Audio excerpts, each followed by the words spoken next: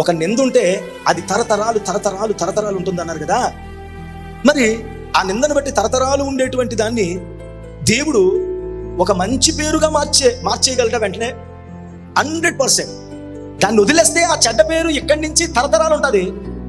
ఇక్కడ అది మారిందనుకో, ఈ మంచి పేరు కూడా తరతరాలు మిగిలిపోతుంది. అప్పుడు నీ చరిత్ర ఏమవుతుంది తెలుసా?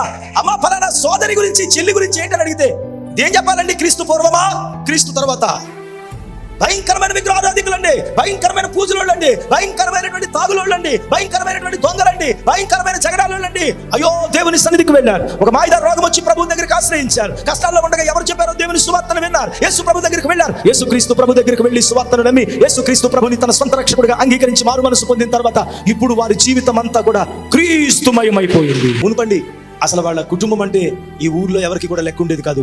యేసు ప్రభుని నమ్ముకున్న తర్వాత అండి వాళ్ళ జీవితం చాలా మారిపోయిందండి.